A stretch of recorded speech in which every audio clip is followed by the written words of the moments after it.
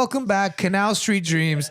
As you just witnessed, our man ID'd the top, Studio Nicholson, in the house today.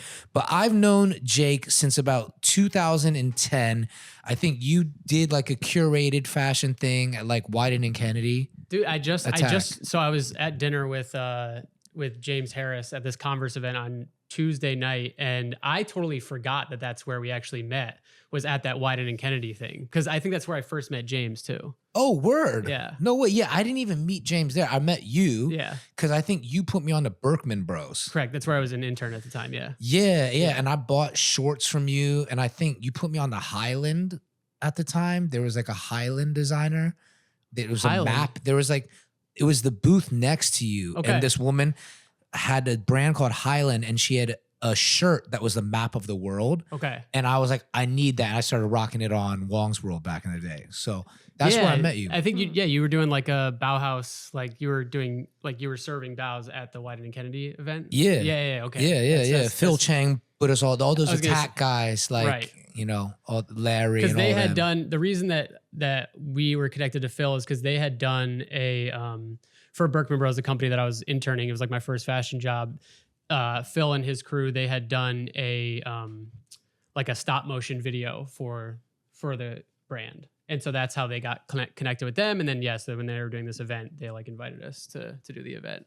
Word. How'd you get into fashion? Like, tell us the whole story. So I was always into like what I wore as a kid. I mean, it literally, like, not to get too therapy about it, but it was like as like a 3-year-old, you know, I wore costumes every day, like superhero costumes and stuff. So like I loved, like, I wore like a Superman costume like every day.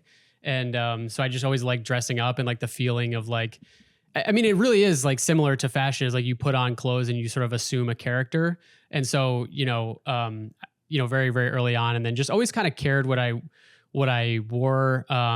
I thought I was Omar Epps. Yeah, exactly. Like I shared was like, I'm Omar Epps from Love and Basketball. Exactly. Omar Epps / Aaron Hernandez is what we've recently, not by action, but by vibe. She was like, which vibe? Your vibe, your style is specifically when he got arrested and he has the white t-shirt on, but his hands are in the cuff, but the white t-shirt is still on the body. That's very you. And he had a very clean haircut at the time too. I see when I look at you, and I think if Eddie were a white man or like Latino, I think you would look like Aaron Hernandez. I like it. And that's fly for you, because that's one of the hottest men I've ever seen in my whole entire life. He's good Aaron looking, Hernandez, like I saw him and I was like, I think I like dick.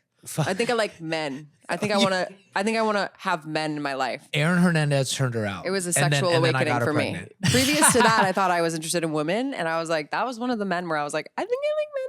He fly. Aaron Hernandez fly. I also wore a lot of fucking XXL white tees, just rolling around Orlando, basketball shorts, white tees, flip flops, and socks. I was having a conversation with someone recently about just like remembering the era of Foot Locker when you'd go and they had the regular t-shirts and then the tall tee section. Mm-hmm. Yeah, I remember because I got like probably in 2004, I got like a pink tall tee at Foot Locker. Mm-hmm. That was an era for me. Yeah, tall tees were great. Who were you channeling with that? Cameron, probably. Yes. Yeah. Yes, the god. Yeah, exactly. But then she used to dress up a lot as a kid. And I want to continue the story. Sure. But you used to dress up a lot. Yeah, I used to dress up as a cat. I mean, the running joke in our family was like, she's gonna be a stripper, because I would take like the neck guard from when you would go skiing and wear it as a mini skirt and like go show my family. I would dress up as Christina Aguilera. I would put like gems on my here and here. I was always, and like I would steal thongs from Victoria's Secret with my mom would go. I would steal red lacy thongs and dress up in them. So like,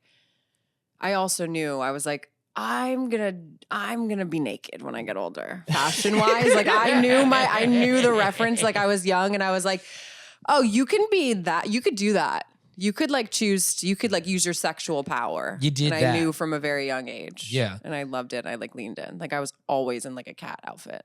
Yeah, I love it too, because it's like what you're talking about. We literally witnessed this week. We dropped our son off for his like first day of preschool, and there was a kid that came as Spider-Man. Exactly. And I was like, it's so cute, man. But that was so ill because all the kids were very emotional. Like it's the first day of school. They're dropping off. They don't want to leave mom and dad. They're scared. Sure. And I was like, that kid's so cool. He doesn't even know that by him dressing up as Spider-Man, he's like comforting the other kids. Because I said to our son, I said, look, it's Spider-Man. And he was like, oh. and like kind of stopped crying for a second. And I was like, that kid doesn't even know what he's doing for his peers, like comforting them. Totally. You know? And I'm like, that's great. really cool psychologically, like become a parent yourself and be like, no, the Spider-Man kid is so ill. Thank you for that. You were a hero. Yeah, you apparently, probably comforted all the kids. I had in your like class. and it was like these red rain boots that went with it because like the costume didn't come with like booties, you know? It was just like pajama style with like a Velcro cape. And then so I wore like red rain boots to like finish it off. I had a red rain boot phase. Yeah. My mom always tells me, she's like, you had these red rain boots, you wouldn't take them off. Yeah, I was the same way. I like literally couldn't go anywhere without those. But like even like later, like I remember, you know, like I played basketball as a kid, just like rec league or whatever. But like my favorite, thinking back, like the most excited part of that whole new basketball season for me was getting new sneakers. You know what I mean? Like, and then, but my parents had a rule that like I wasn't allowed to wear the sneakers anywhere but the court during the season. And then once the season was over, I got to like deploy them out in the real world.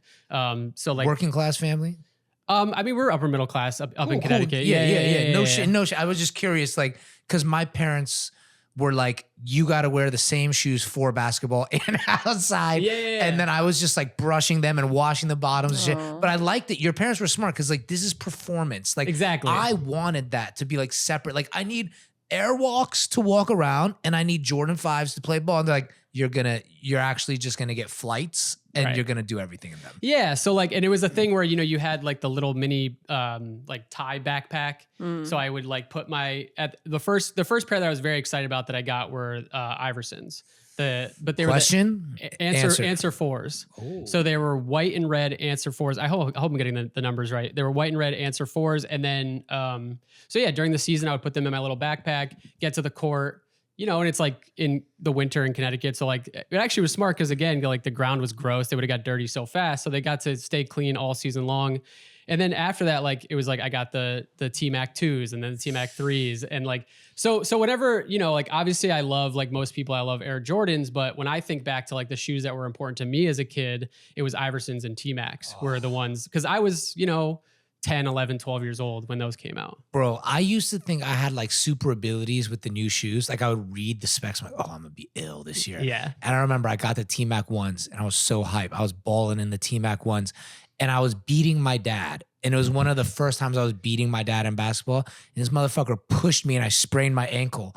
And I was like, I hate you, man. Yeah. Like, it's the worst. Come on, T-Mac. It's the worst ever, man. Oh, no, I was more mad at my dad. Oh, you're mad at your dad. You're mad at T-Mac. I'm just beating. I was like, dude, T-Mac was making me so much iller. The shoes. My dad just pushed me in a bush and I sprained my ankle. I'm like, bro, what's wrong with you? It's such a traumatizing story. Yeah. I'm so sorry. I like, remember it. Yeah, he's like, you're not winning today. No. Yeah, that's my dad. That's really funny. And for the girlies, we had the V shoes. Something I was really excited to get as a young girl was we have to insert a picture because I like need to just do this for the girlies. It was a platform shoe. Rocket dog? It wasn't a rocket dog. It was like volatile or something was the name of it. And it had a V on it. And it was a platform shoe. And it almost just looked like you were wearing a boat. But it was so platformed. And I was already like a tall girl. And like all my like cutie short like girlfriends with like mini Abercrombie shorts were getting them. And my mom, I remember, was just like, you're like already tall. You like don't need the 4-inch platform sneaker. And I was like, okay. And also the Fat Farm sneakers that had the little spinner in it. I had pink ones with little Fat Farm spinners. There was Fat Farm spinners because obviously I know it was Dada spinner. Yes, but it was a Fat Farm. They like did that for like it was pink and white, and they had just a little silver like insert on the side that just had like a little spinny thing. And I will find a photo because they were like, I was so excited to get both of those shoes. Yeah, spinning sneakers was like a great evolution. Like so cool. Great moment. So, like maybe one kid in my school had a pair, and obviously he was like the coolest. I just remember I was in Orlando, Florida, so everybody had that. The standard was that. Where'd you grow up? I grew up in Newtown, Connecticut. Oh yeah. Okay, cool. If you were in Hartford, everybody had them. Everybody fucking had them. Over there was like a Hartford Orlando connection. There was always Italian dudes or like Puerto Rican, Dominican dudes from Hartford in Orlando, and we all just dressed the same. It was funny. Insanity. I just remember also like the East Bay catalog, and then they had all the different colors of the Dadas.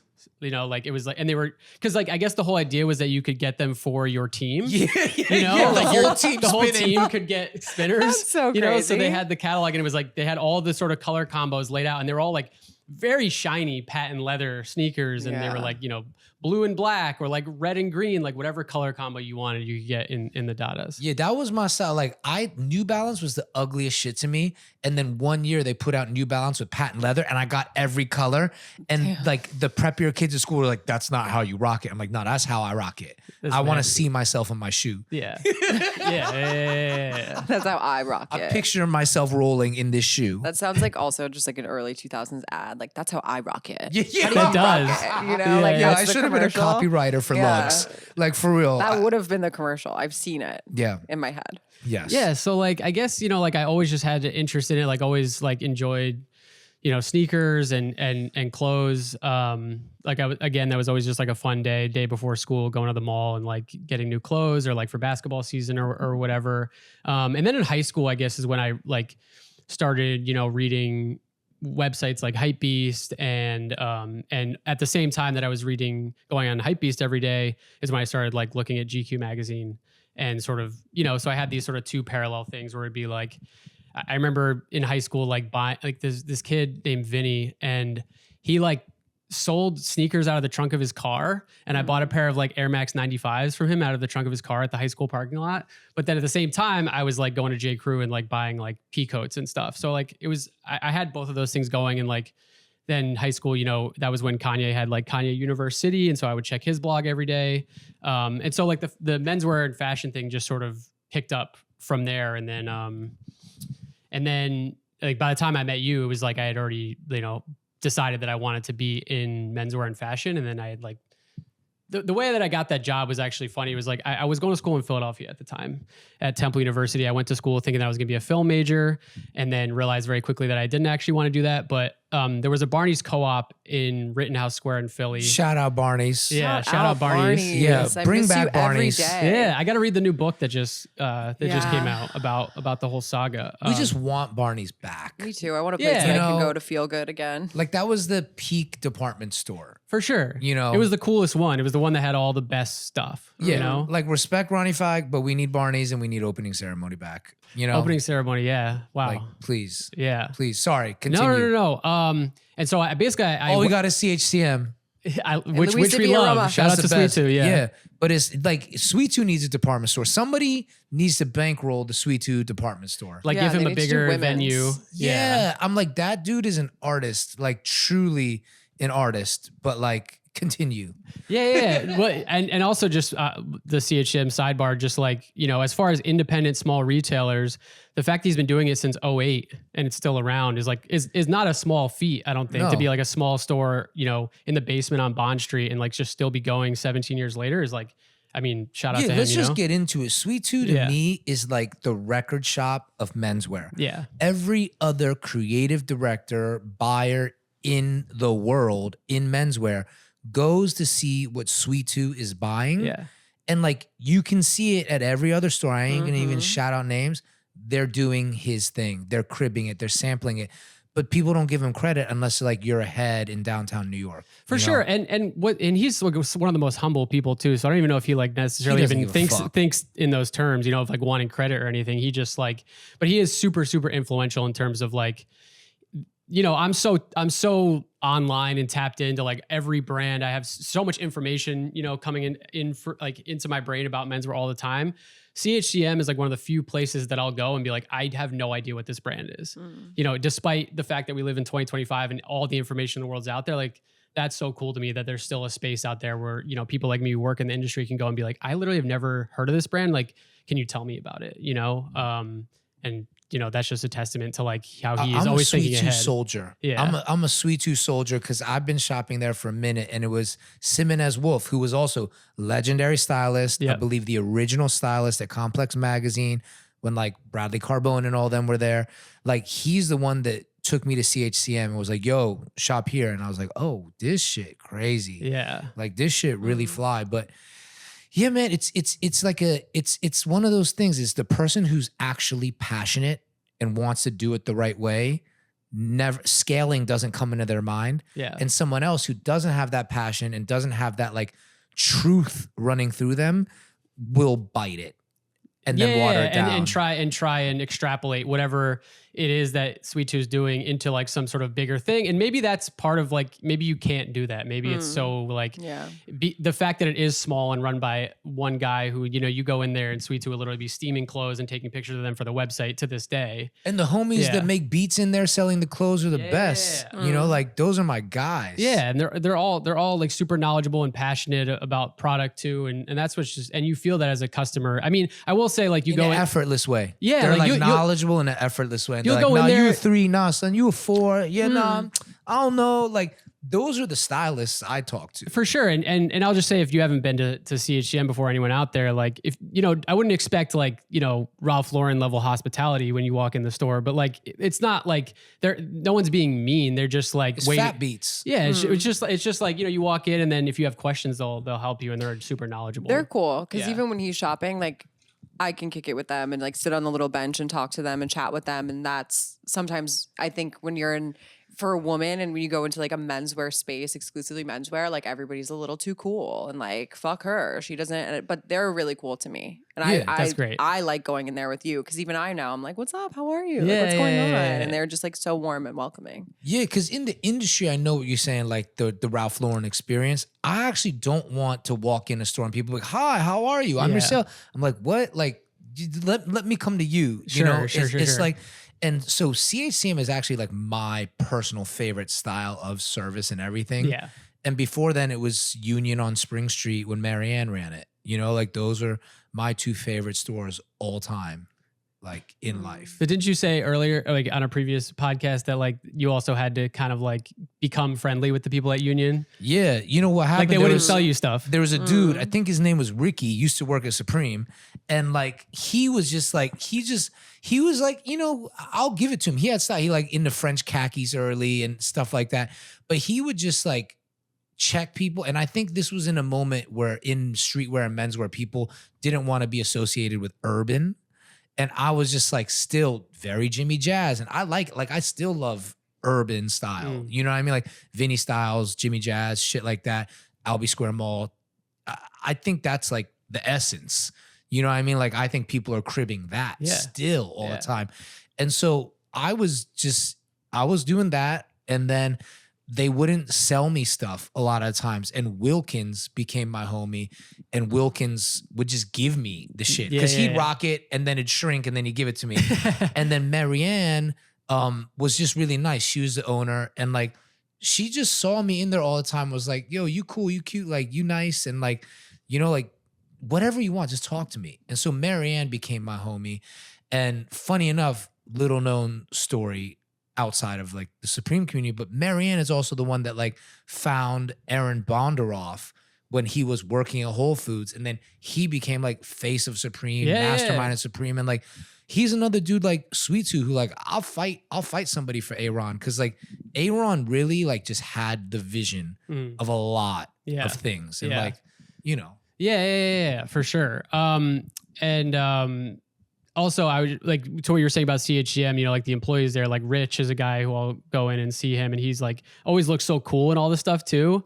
And I'm just like, yeah, like, you know, he's wearing a sweater from like Taiga Takahashi. And I'm like, yeah, that's the one that I'm going to buy now, you know? Yeah. He just looks really cool in it. To go way back to what we were talking about. So basically I bought a jacket at this Barney's Co-op in Philly that was like on 50% off or 60% off, whatever it was at the time. And then I liked it so much, I was wearing it all the time. Like it was like this cotton zip up hooded windbreaker with this like hand embroidered pattern across the chest, like this Dobby pattern.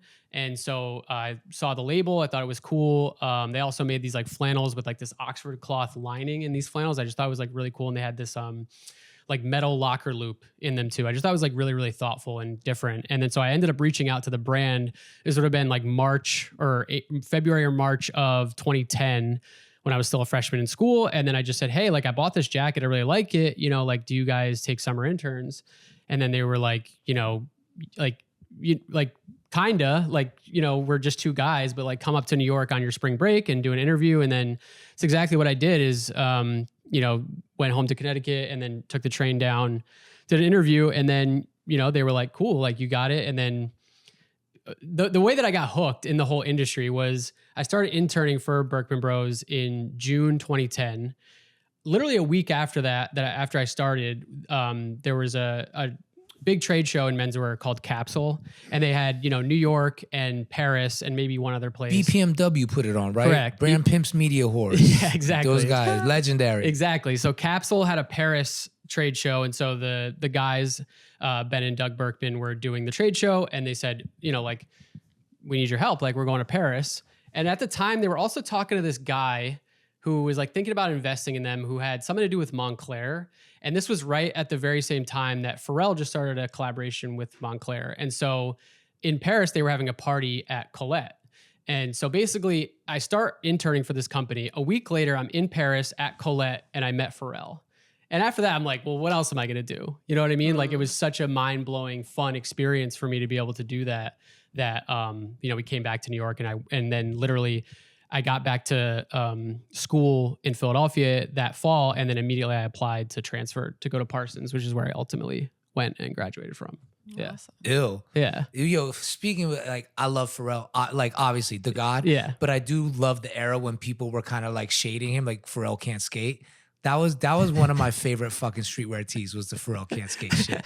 That shit was hard. Because that's what I like about downtown New York streetwear culture is like, once you got too big, somebody had to fucking shiv you a little bit. Yeah. That is the cool part. Like, that's when you know you made it, when cats are rocking the Pharrell can't Well, that's skate. like even what they said in like the Michael Jordan Air Ben Affleck Matt Damon movie. It was like he has the whole speech at the end about like, here's how it's gonna work. Like everyone's gonna love you. You're gonna be a god to people, and then you're gonna get to a certain level, and then they're gonna tear you down. Mm-hmm. And it's like, and the key of like true greatness is like whether or not you can get torn down after being on the mountaintop, and can you persevere through getting torn down and come out the other side of it.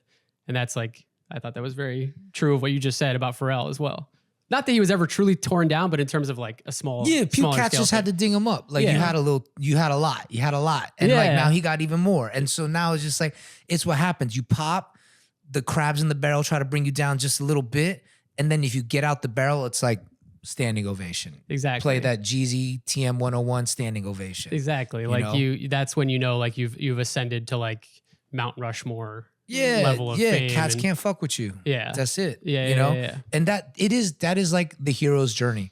Exactly. The epic story. Beowulf. Yeah. Right? Yeah. That's what happens. Build you up, get torn back down, and then if you can make it through, then you'll like really be one of the greats. Yeah. But on some granular New York shit, because that's what this pod is, on some granular New York shit, you were part of this really hilarious to me, menswear movement on Tumblr with like Isaac Likes and Larry and James from Throwing Fits. Yeah. I feel like it was kind of before you guys and the 316 guys making jeans. Yeah.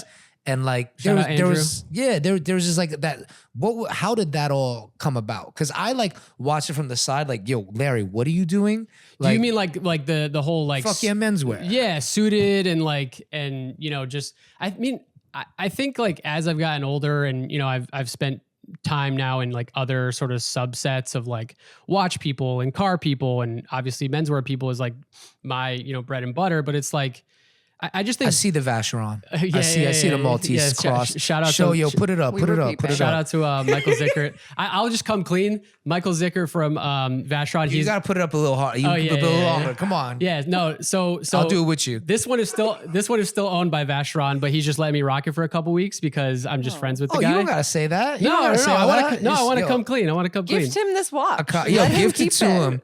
It's beautiful. It's actually truly. I'll probably make a video about it this week while I have it. But it's just like if I had $40,000 to drop on a watch, then this would be the one. Like a brand new watch, this is the one that I would get. No, I know the program. I'm up for it too. I'm supposed to be loaned a gold 222 for 6 months, and I'm just like, I need that. Yeah. Like my dick is gonna feel like 75 inches bigger. Yeah, this one is beautiful, and I just like I'm gonna be sucking my teeth at myself. The gold 222 is amazing. That's my Excalibur watch. Like the gold 222 is the hardest. Like cats are on the steel, cool, accessible. But the gold 222 is just like you're a gold guy though. I'm gold. You're a gold guy. Yeah. Yeah. And honestly, I'm usually my not. last name mean yellow, you know? I'm usually not a gold guy, but this is actually pink gold, and I think it's just beautiful. Yeah. It looks really great on you. Thank you. Yeah. It comes in 2 sizes, 36 millimeter and 40. This is the 36 because I just like smaller watches. And it just feels a little more old school and classic, but this is the 1921. Just beautiful. Because those that don't know, Vacheron don't do solid gold right now. It's all rose. Unless it's the reissues, unless it's vintage, they're rose right now, which I think is fly.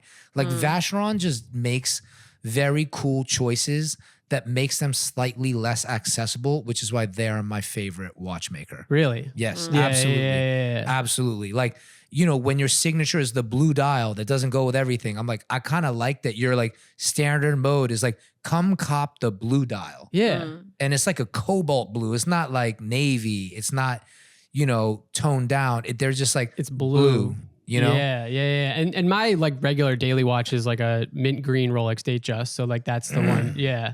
Which is super simple, but like I do like that it's green and not typical because it doesn't always go with the outfit, but I kind of like that. You know, it's just like the green dial doesn't always just make sense, which is kind of cool. What were we talking about before the watch? Oh, I know what I was saying was about how all these different communities, to go back to like the menswear stuff, is dudes in every corner are just nerds, you know? And so like, it doesn't matter what category, you're just like, I was in Milan with Audi a couple weeks ago, and you know, they were, it's like I'm around car people, and it's just dudes sitting around a table talking about their favorite car. Like, oh, you remember this car? You remember this one? And then you get to car. Natasha know mad shit about cars. Yeah. I like cars. But yeah, guys that are talking about cars, they're like, the way that the engine sounded in 1968. And I'm like, she this know is more crazy. shit about cars, and dudes will shade. And I'm like, bro, don't talk to me about cars. She knows cars. Yeah. So like, you know, like it's this funny thing of in all these different subsets of just like one-upmanship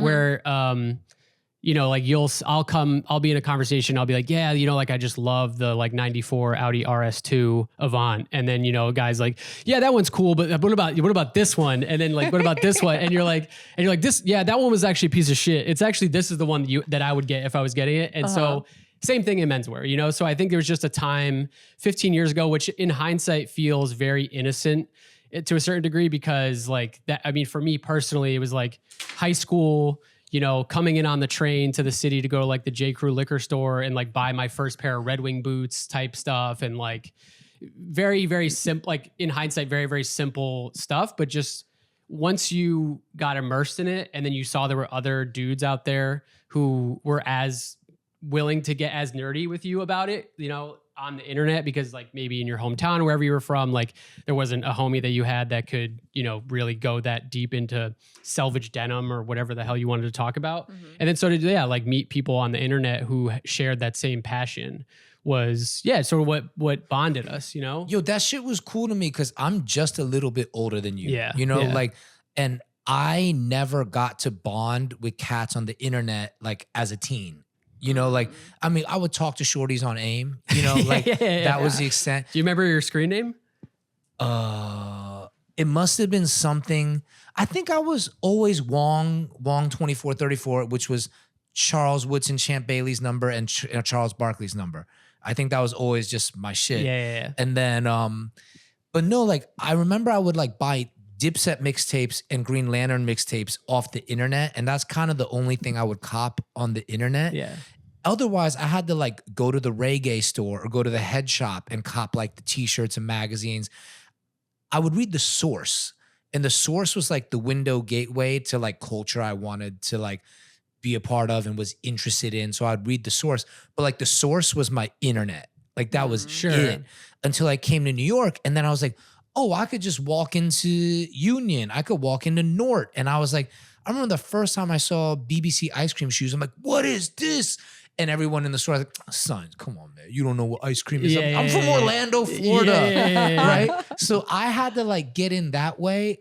And I kind of liked that Hard Knock way of just like getting sunned for years and insisting on like getting into a community kind of. Yeah. Like, and I mean, it certainly happened on the internet too, where there's like a that period of like, hey, what do you guys think about my fit? And everyone's like, trash, you know? Yeah. I mean, that still happens on like that happens today. Yeah, on Style Forum, guys are still doing that. Like if I'll have a question about like a product, I'll be like, wondering how does this like pair of dress boots or whatever it is, like loafers fit? And then you'll go on Style Forum and it'll be like a guy with like a close up of like his like just ankle down and be like, are these shoes too big? Like it's still going on to this day. But no, we've been talking about this a lot on the pod where it's like, yo, I love these memories of just getting sunned. It's okay. Like, like if you out there and you listen to the show, it's okay to be sunned. I think everyone's so nervous now because there's like an economy tied to your image and your Instagram and your comments. So you don't want to like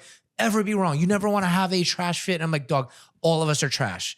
No matter how hard we try, we're going to look back in a year and be like, that was trash. That was trash. It's fun to be trash. For sure. Yeah. I just wrote a thing for my Substack about like how I predict that skinny jeans will come back and how I am now. I saw that. I was so mad. I was so mad. Yeah. You said Jacob Elordi is peak baggy pants. Yeah. And I was like, yo, take this back right now. Yeah. Because like, bro, this, like, look at look at him. Like, bro, this is my normal shit. But you're baggy pants for life. You're like the constant baggy pants. You feel like you found like, did you ever get on with like the APC like New Cure? No, I can't even fit, bro. I mean the dumper too fire. Like it don't fit. You're the rare person who like I'm steak no freaks. You commit to your baggy pants and like you're just riding the wave. And at points you'll be like, it'll be baggy pants and it'll be like, yeah, and then it'll be skinny jeans, but you're still baggy. Yeah, you have a Ralph Lauren mentality. It's like I'm just gonna do me, and then the trends will come around back to me eventually. But that's fine. There's people that are like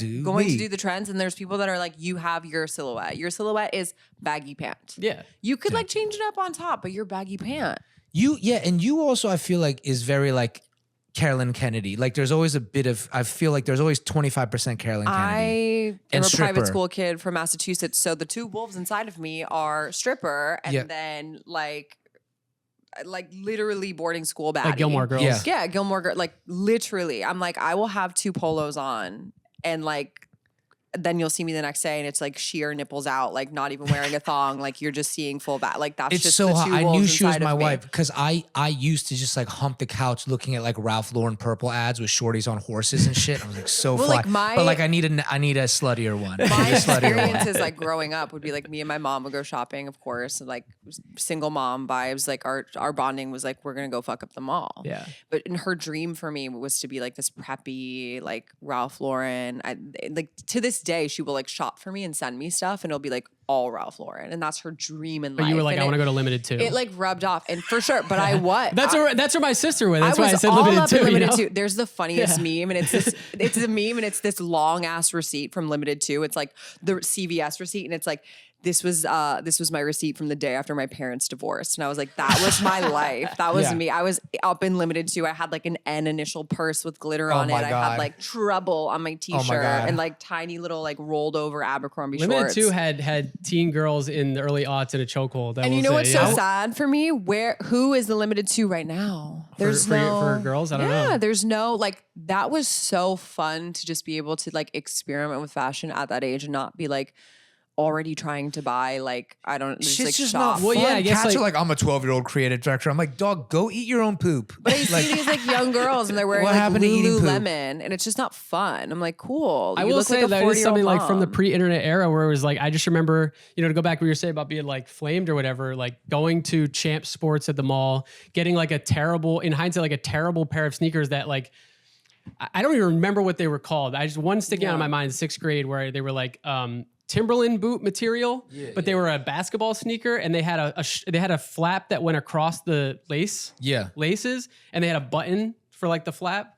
And then I just remember getting like cooked like in 6th grade for these shoes. And like they were bad, like in hindsight, but like I had that experience, that very important experience of being like, there's no one around me to tell me, or there's no like website to tell me what sneakers to buy. So I went into Champ Sports. It was just like, I like these and I'm going to buy them. My most embarrassing clothing moment is also at Champ Sports because my 9th grade year, my mom was like, here's $100, go buy clothes for the fall. Yeah. And I went to Champ Sports and they had $20 Nike polos, navy. And I was like, oh, I can get 5 of them. It's Monday through Friday. I don't got to worry about shit, you know, like, cause I was like, I just need to have clothes, right? So I copped them.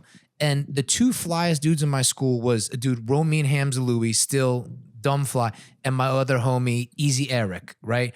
And it was a Dominican homie who was super fly because his father had passed away in the Air Force. So he got a $500 check every week and was just up in Foot Locker going crazy. And I had this Nike polo on. I was like, this shit fly, right? And Romain looks at me and goes, dog, the Champ Sports logo's on the sleeve. And I looked and it was cheap. It was $20 because it was the employee shirt. I had copped 5 employee shirts.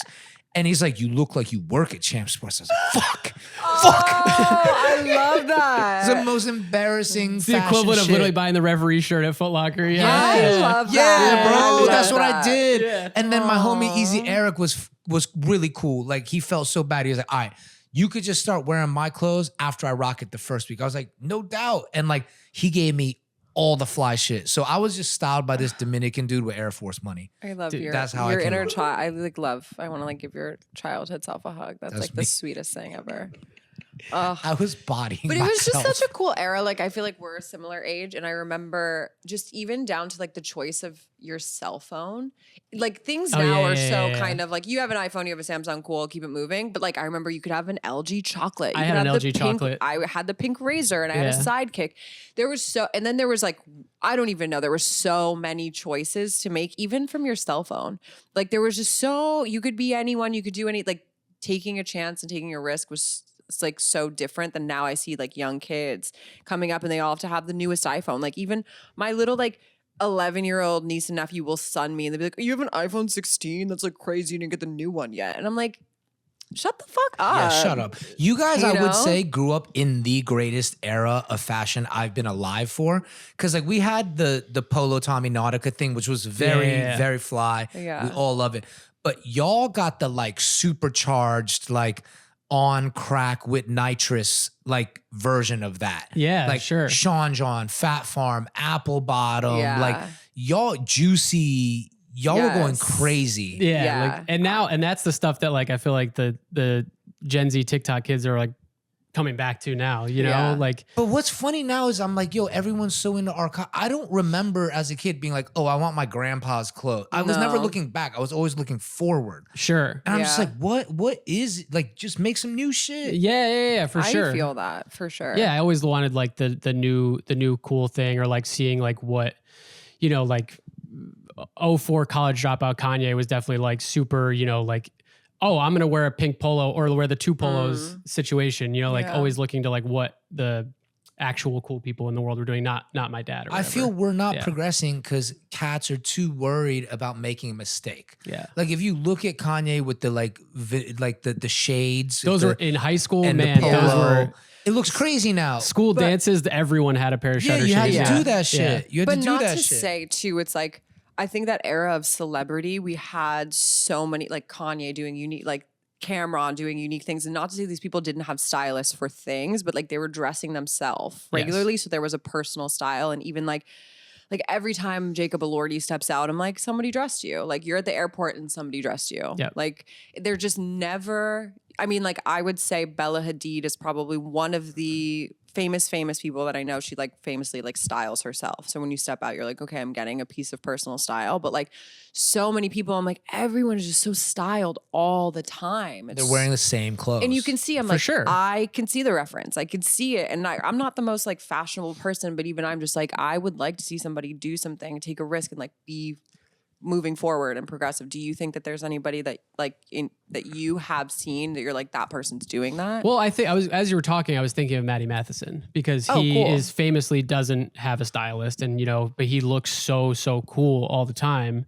You know, like I forget which award show it was, but he showed up in a tuxedo doing an award show a few seasons ago, and I was like, out of every single person here, no matter which celebrity they are, he is the best dressed person here. And because there is a sense with Maddie of like authenticity of like, I don't need a stylist. I'm just going to dress myself. And yeah, Maddie's always been him. yeah, You know, he definitely looked like he could be on a bottle of pancake syrup. Like that's his thing. Like Swanye, pancake syrup pitch man. Yeah. That's how I see him. And he always been fly. Yeah, he like looks really, really cool. And you know, you can tell because like I do think Jacob Elordi looks great in the clothes that he wears, but he's 6'5", very handsome guy. Like he could literally wear a trash bag and like look cool in it. And then so when you see someone who does have a very strong sense of personal style out in the world, buying their own clothes, and also think it's not just like, it's like Jacob looks so good, but do I believe that like he is going to like Venspace or CHCM himself to buy this stuff? Like I don't buy it, you know, like also Venspace is like CHCM's son. You know what I mean? They're definitely CHCM if they got a coffee shop and like a fucking wooden bench or some shit. You know what I mean? Yeah, I like want to go to Venspace because I've seen the images. Yeah. But then I saw like so many brands of Venspace are already carried by Sweet 2 at CHCM. I have barred myself from going to Venspace. But I'll say, you know, like I've known Chris for a while who owns Venspace and it's a very, very lovely store. And there are some different things, you know, like, I mean, they both carry Orally, for example, but like, you know, Chris has this brand A-Press out of Japan that's very popular, but like Sweet 2 doesn't have it. Sweet 2 carries Evan Kenori. Venspace doesn't. You know, like there are certain things. They got Tia Toro at Venspace? I don't know. I actually don't know. Tia Toro is that shit. Okay. Like Sweet 2 really put me on a Tia Toro. But respect. Yeah. If Sweet 2 allows me to go visit Venspace, I will peep. Yeah, just go to CHM first. Be like, hey, I'm thinking about going to Venspace and just see what he says. Yeah. But I will encourage the Venspace guy. Don't carry what Sweet 2's carrying. Find something else because he already found it. Yeah, already got it. So they do have like kind of different things going on. I'm curious. I'll say I'm curious. Yeah, you're Venspace curious. I'm Venspace curious. Yeah, absolutely. Yeah. And so like I guess to go back is just like there are a lot of celebrities out there who, by virtue of either having stylists and also just like in some ways is very positive, the democratization of fashion information. It's maybe a little bit easier nowadays for a celebrity to be like, oh, that's A plus B plus C equals good fit. And like, because I saw it on the internet and like, I'm just going to do that. Like I will say, we've been talking menswear, but a woman with like cool personal style to me is like Chloe Cherry. I think Chloe Cherry has like a cool personal style. Like it's not my style, but it's like that. It fits her. Right. You know what I mean? Like I like when someone's style feels like an expression of what's actually inside. And I would say that Maddie is like that. Yeah. You know, like I think Maddie's style is who he is. Yeah. You know? Yeah, for sure. And so to go back to your point, like I just think like it is there's probably been no other time in history where there have been more good fits in the world, but like good fits aren't necessarily like the highest level that you can achieve. It's got to be good and like different and cool and personal to that person. It's a lot of correct answer fits. Yeah, it's correct answer That's fits. a great way to because put I it, will yeah. say, when we look back and everybody pulls a reference of like the best fit from this award show 20 years ago, at the time, that person was getting fucking roasted. And they were like, you look like shit. Yeah. And now we're like, no, that was the one. So I do think the correct answer fit is just a little... And I think that's why like the mood board culture is so big, because like you go back to, you know, any sort of event happening in Los Angeles between the years 1985 and 2000 and just go to the Getty Images and just see what people were wearing. And you're like, you know, I don't think when Bruce Willis was married to Demi Moore and, you know, he was wearing big pleated Armani shorts that like anyone gave those to him. He just like, oh, these are cool big pleated shorts. Yeah. And he looked awesome in them, you know? Yeah. And I think there's a funny thing too of dudes dressing for dudes. Like streetwear dudes, it was which definitely, we definitely do in the menswear community. Yeah. Yeah. But like from your POV, babe, who are like men that like you like their style? Men that I really like their style. I mean, like currently, I really like Tyler, the Creator, because I like a preppier kind of vibe. And I think he does like preppy with a very authentic, stays true to who he is. I like that. Him and Maddie both have a cheeky thing going on. Yeah. And I just think, I'm like, he always looks like he was just wearing that when he goes somewhere. Do you know what I mean? But also really very put together, like very thoughtful about this thing with this thing. Yeah. It's intentional, but I'm like, he didn't like buy this outfit for this thing. Like he would have just been at dinner, but he's here. I'm like, you look authentic. Playing chess on Larchmont. Which is what I think is the most, whenever I see style out in like the street, and it just, even when I'm on like the Upper East Side and there's a woman and she's just I'm like, but you look to me, the best fits. I'm like, you just look like you're living your life. You would have been wearing that regardless. I don't think when I see them, I'm like, you didn't get dressed to impress somebody today or like get a fit off. You were just wearing that. And I like that. But I think Tyler, And Tyler also, that carries over into all of his taste, whether it's like his watches where he cars. Like, he has the most amazing cars, like Lancia, Delta Integrale, Evo 2. We also have the same birthday. So you and Tyler do? Yeah, March 6th, Pisces. That's near you, right? Because you're March 1. Yeah. March 1. So Okay. Me, Justin Bieber, you and Bieber. That's my energy. Me and Tupac. Okay. Oh, I see it. Exactly. June 16th. Yeah. I will say, God, I'm like, I don't really pay attention to men that much. Good. But I like Tyler. I think all athletes right now in the overstyled era, I can't do it with like the fit pics and whatever. Like I do think Shea is cool though. Shea Gilgeous-Alexander. I don't know who that is. It's a little too shiny. It's a little too shiny. I think the whole package with his outlandish fits and the captions, the IG captions are amazing. It's fun. You know what though? It's performed like you know what? I'm just gonna say I'm not buying. Like it's You're like out. AI. Like AI. It was like that's just him. Like that's just him, bro. And like with Shea, I'm just like, yo, it's too shiny. It's placed. All of it's placed. It's maybe I bought into the Shea propaganda, style propaganda. I like when they put the jerseys on the reporters at the end of the game when like it's the whole Jalen Williams, OKC the team, whole team. They put jerseys and put shit on to whoever's interviewing Shea. I love that part. Yeah. But like, he's putting it on and like. Who else? What were you gonna say, baby? Oh, sorry. Something. Oh no, I was just saying I like don't even think athletes. I pay attention to men. Yeah, I think athletes, like you saying, like Allen Iverson used to have incredible personal style. Like I would even say like Dennis Rodman. Like that was crazy to me to be a kid. I was like, what the fuck is that? I didn't even know you could do that. Like I didn't even know there was choices like that out there. That was just incredible to me. But now I feel, I'm just like. When they show up to I'm like, you're styled. Like somebody put this on you. And that's not bad. That's not a bad thing. But I'm just not drawn to any of it. Like I'll say, Cameron Brink, beautiful person. Great fits, correct outfits. But you can just feel like in her mind, she's like, I'm doing it. And I'm like, I don't want to feel like you're aware you're doing it. Yeah. I want to feel like you're going to buy milk. Yeah. I think it's kind of weird. When you show up to the stage. Like we've seen Tyler in fits. Like on Larchmont, you'll see Tyler playing chess out there, and he just look fly in his element, and he don't want nobody to watch him play chess. He's playing chess. Yeah. And I think also with to go back to AI, like, and meaning Allen Iverson, not artificial intelligence. To go back to him, like that's why it was so influential too. Like there was kids up in Newtown, Connecticut wearing finger bands to play basketball because of Allen Iverson, and I don't know like today if there is that athlete who is like inspiring the way that people dress to that same degree on whether it's their daily lives or on the court or whatever. I don't know. Maybe there is, but who do you think is inspiring men how to dress right now? Like who do you think is the main kind of like male muse for men who dress for other men? I would say there's a trifecta that comes to mind of Elordi, Austin Butler, and Jeremy Allen White. Okay. That's like those three seem to be like the most TikTokable. Okay. I think, but the OG was Shia LaBeouf.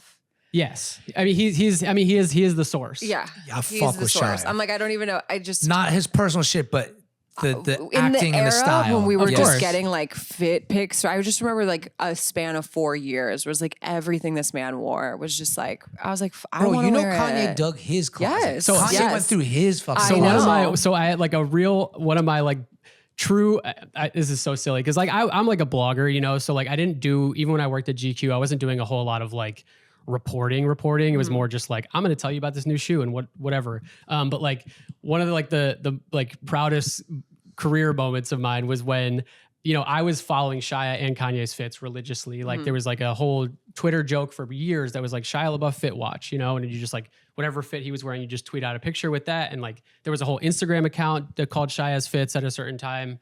And I remember, so I saw Shia, he had done this movie Fury. And so he was wearing this like tank school hat. And then like 2 years go by.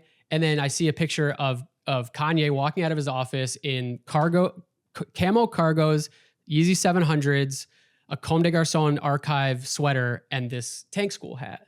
And I was like, oh, I think Shia, that's the same hat as Shia. And then I was like looking at it closer and I was like, Shia's had signatures all over it from the cast of that movie. And I was like, I think that's the same fucking hat, like the exact one. And so I like whatever, and then figured it out. And it turned out it actually literally was like Shia had given Kanye his exact hat off of his head. Did you break this story? Well, the funny part was, I guess I did break it, but then afterwards I tweeted out about it, like with my theory. And then Kim Kardashian was like, yes, it is. Like she retweeted me, was like, yes, it is Shia's hat. It's Kanye's favorite hat. Wow, you broke this. And so I was like, this is hard-hitting fashion news. Exactly. At the time, it was like, for me, it was like, oh, I'm actually like a real reporter now. A little bit. Yeah, no, like I didn't read it, but he was in the gym one day and told me about the shit. And I was just like, yo, Kanye went through your closet like that. And so like, yeah, he's ill. I will say this too about Shay Jill, just because like I couldn't answer in the moment exactly, but it was like, its place is shiny. I will say that his style reminds me of one of my former best friends, Will Perkins. He's like a creative director at Supreme. So I've seen someone do that style and it was real. And that was his closet. And he just throw it together, chain link necklace, loped out glasses, you know, a shirt, leather jacket, motorcycle jacket. And it just never felt like it felt lived in when my homie Will would do it. So when I see Shay do it, I'm just like, I seen this and that's not your life. Yeah. That's how I feel. You think that he's not, if he was going to whatever the Oklahoma City equivalent of Erewhon would be, like when he's going there, he's not wearing anything even remotely close. Yeah, because I know the dude that used to live in Silver Lake and get on a motorcycle and drive to Erewhon in that fit because he needed that fit to get on his motorcycle. Right. So I'm like, when you show up at an NBA press conference wearing it, this just doesn't make sense to me. I just think in general we're talking about is just like modern celebrity being so, tapped in. Like everyone's got like their, Jacob Elordi has like a Bottega sponsorship, it's like every athlete has like their alignments, so there's just like, it's all part of some bigger, like, I got to do this thing to get this bag over here and then this thing to get this bag over here, as opposed to just like getting up and being like, I just think that this looks cool today. It's like all part of some grand somebody on the team marketing plan is at inception of like the new, whoever the young Austin Butler is like, we're going to put you in this and this and this, and then we're going to align you with Saint Laurent, and then you're going to be doing this. And it's like, yeah, there's a whole formula behind it. And like you're saying, you can tell when there's an essence that comes out in something that either lets everybody know that you're being authentic or lets everybody know that you're not being authentic. Yeah. It's in the ether. You can feel it. Sometimes I get dressed and I'm like, subconsciously I saw somebody wearing this on Instagram or something and I thought it looked good and now I'm wearing it. It is like not me at all. And I feel like a fucking loser. And then I'm like, I need to get off the internet a little bit for the next like couple weeks because I'm getting too influenced. And I think even when I walk outside, we'll say this all the time. I saw some girl like, it was like 2 p.m. She was wearing stilettos out, like just like walking around. And I was like, more of that, please. She's just wearing that. That's her whole thing. She looks great. Sometimes you walk outside and you see somebody and I'm like, I know your whole algorithm. I know. Yeah, one of our favorite shits was we went to go eat at Reservoir one day because I needed to watch the Commanders game and she needed buffalo wings. And the server pulled up and all she had was a tank top. She looked like she did not sleep for 3 days and like a terrible pair of jeans, but she had a crazy bust down. Like the craziest bust down. Yeah. And we were like, yo, Sugar Daddy definitely blessed her with it. And I was like, that's the illest fit. They're just so ill to be serving at Reservoir, tank top, terrible jeans, and just bust down. Yeah. Also crazy. I was like concerned for her safety. I was like, why are you? I was like, these people in here are going to jump you or something. So I hope she may die, but she was going to die flying. And I loved her. And I was like, on top. Yeah, I was like, I just want you to be safe. I was like, don't walk out of this place alone at night with your bust down on. Because diamonds were dancing. It was not dancing. A fake. There was not a fake like diamond on that watch. That's amazing. I love that. And I just like shit like that. I'm like, that's part of your life because this shit don't make sense. Yeah. And like, I'm not gonna be holier than thou. Like I tracked down the Red Wing boots that Austin Butler wears, like because he did a whole GQ Essentials with them, and I was like, what are these boots? And I ended up finding them, and I bought a pair on eBay because I was like, those are just good boots.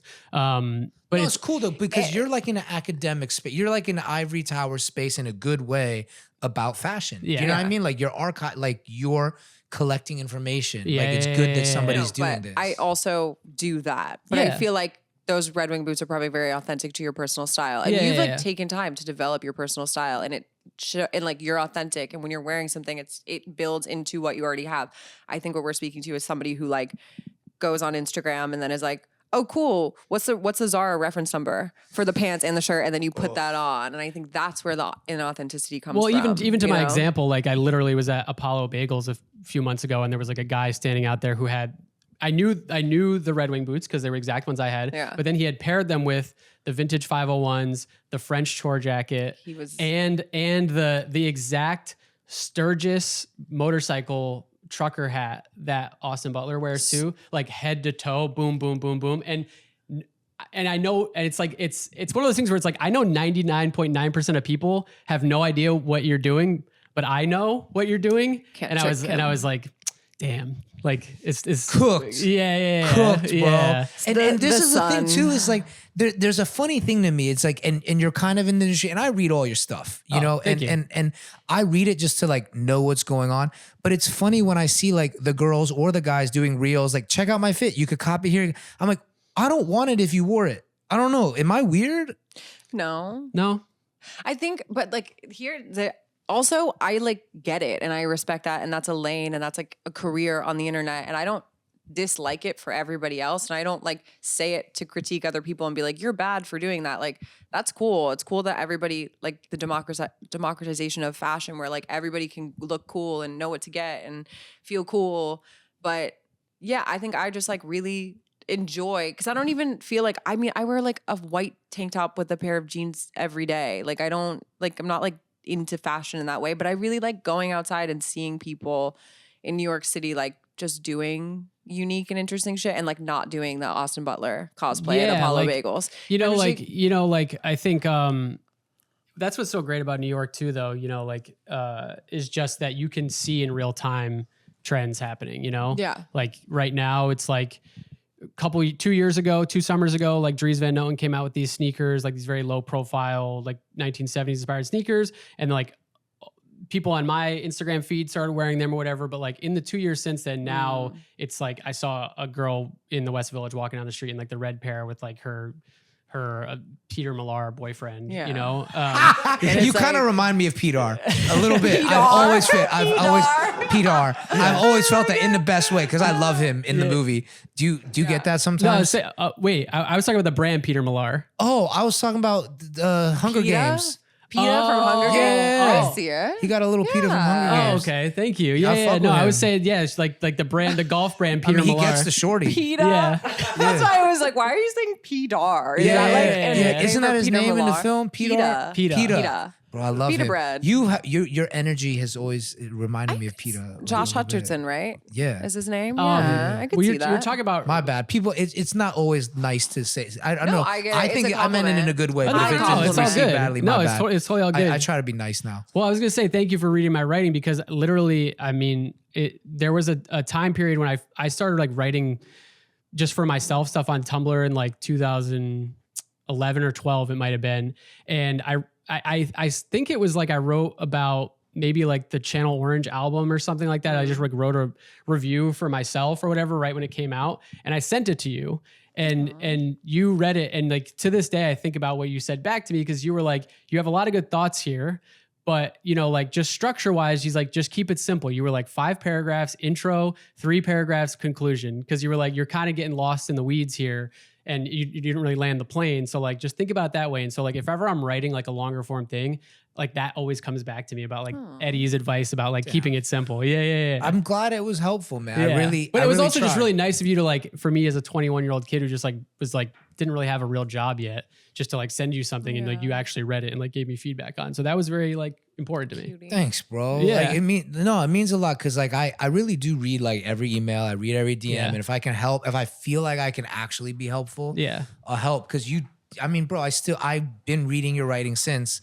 And it's just cool to watch people grow and do ill shit. And like, really, I was looking at the Jacob Elordi article. I probably read it over 3 times. I was like, fuck, man. Is Baggy fucked again? But then, like Natasha said, it doesn't matter. Like, this is just who I am. Yeah. It's cool. But your writing's ill, man. Thank you. I just gave you that like 3.5 essay genre format, because I was like, if you can just commit to structure, then it gives a stage for personal opinion and personal style. Because if you anchor yourself in a structure, then you can get freaky. For sure. And it's like still, you know, to this day, it's like, you know, I'll find myself in that situation where, yeah, I don't know if this happens to you, but like you write 80% of it and then you're like, okay, like where am I right now? I'm sort of like, I feel like I'm underneath all of these ideas and all these thoughts. How do I get out and how do I come back to the surface and like finish this whole thing? And so I just like, all right, like go back to basics. Here was my intro. Here are the 3 points that I was making. And now here's what I'm ultimately trying to say at the end. Yeah. I'll end here because this has been awesome. But Chris has a heart out. And, but I will say this, the way I write, sometimes if like the hand of God is touching me, it's just all the way front through, to back, front to back. And I just publish.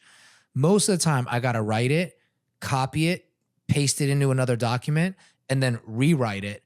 And then cross-check and be like, any good thoughts here? No. Boom, the second one goes. Yeah. But I usually write every article twice before it goes. I feel like for me too, it's a similar thing where it's like get all the ideas out at once. And then I feel like I have, maybe it's a little bit different because I feel like I have sort of like a marble slab now of like, this is like a good material here, a good base to work from. And now I got to go chisel it. You got a structure. Yeah. There's a format. It's smart. So congrats, dog. Hey. Like seriously, been watching you for 10 years writing.